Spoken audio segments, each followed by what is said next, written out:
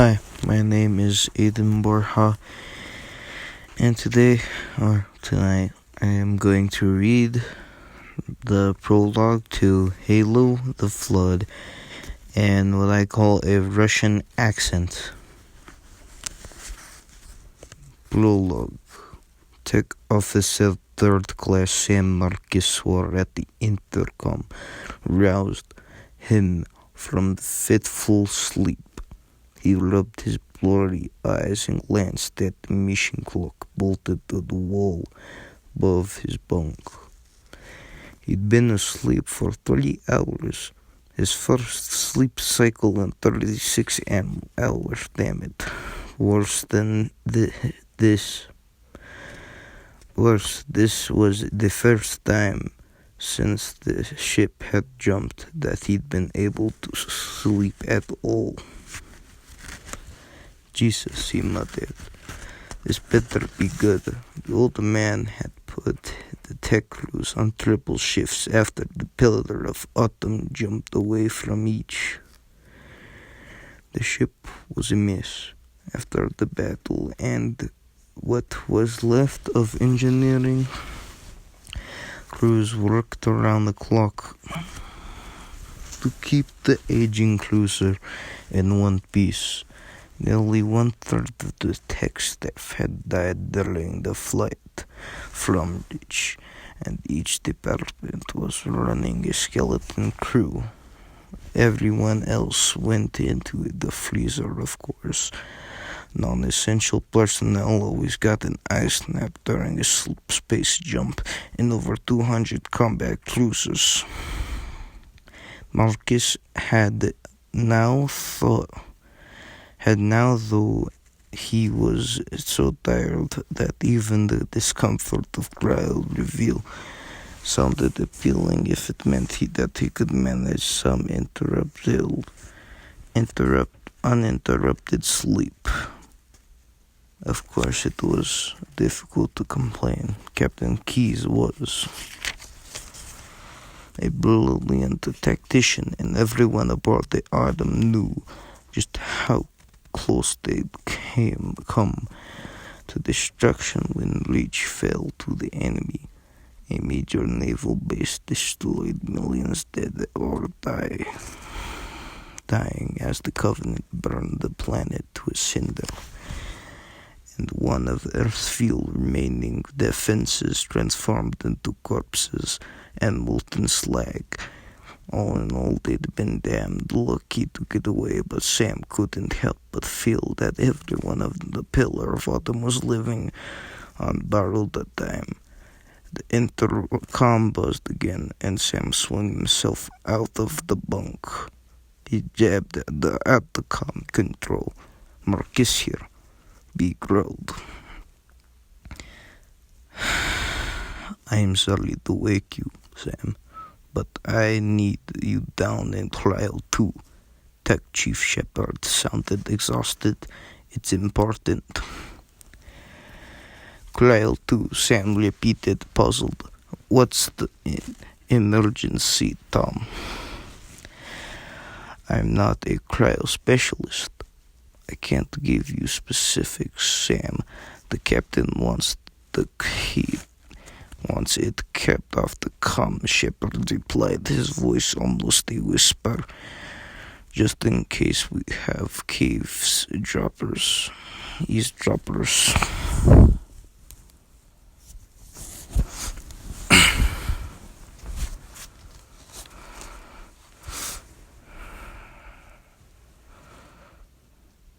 Sam winced at the tone in his superior's voice.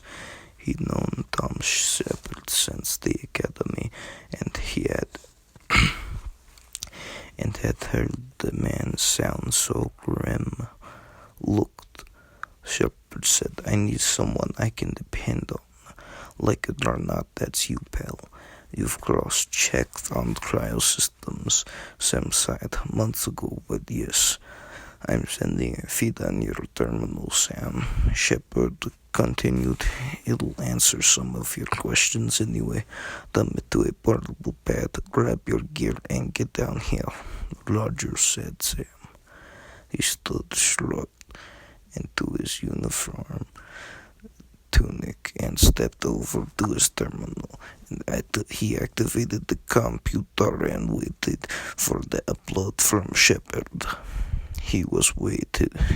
As he waited, his eyes locked on a small 2D photograph taped to the edge of the screen. Sam brushed his fingers against the photo. A pretty young woman, frozen as in the picture, smiled back at him. The terminal chimed as the feed. Shepard appeared in Sam's message queue. Receiving the feed, Chief. He called out to the intercom pickup. He opened the file. A frown creased his tired features as a new message scrolled on the screen. He glanced at the picture of his wife. Hadn't seen Ellen in almost 3 years, since his last short leave on Earth. In fact, he didn't know anyone on active duty who'd been able to see their loved ones in years. The war simply didn't allow for it. Sam frowned deeply. UNSC personnel generally avoided talking about people back home. The war had been going badly for so long that morale was rock bottom. Thinking about the home front only made things worse. The fact that Tom had personalized the security encoding was unusual enough. Reminding Sam of his wife in the process was completely out of character for Chief Shepard. Someone was being security conscious to the point of paranoia. He punched in a series of numbers, the date of his wedding, and enabled the description suite.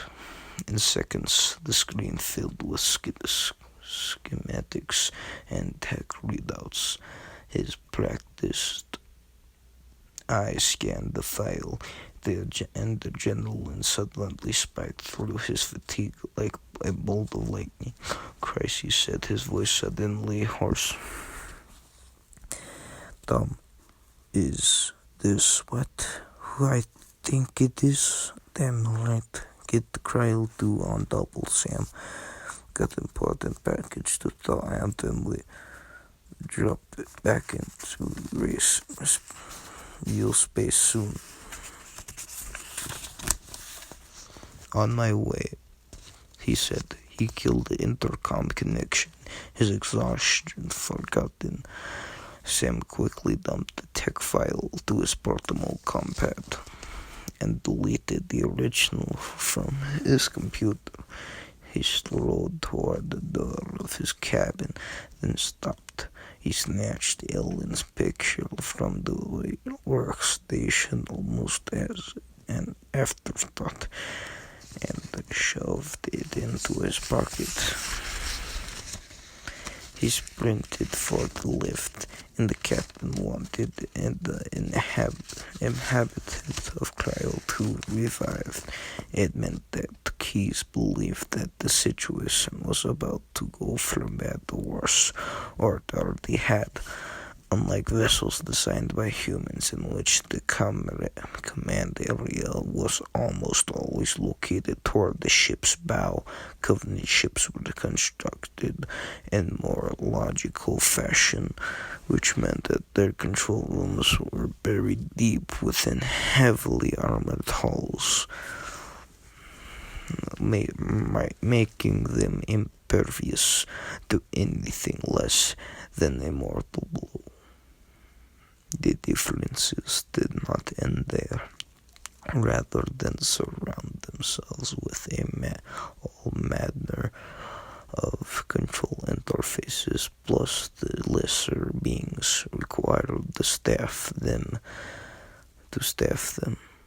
the elites preferred to command from the center of an aseptically barren platform held in place by lattice work.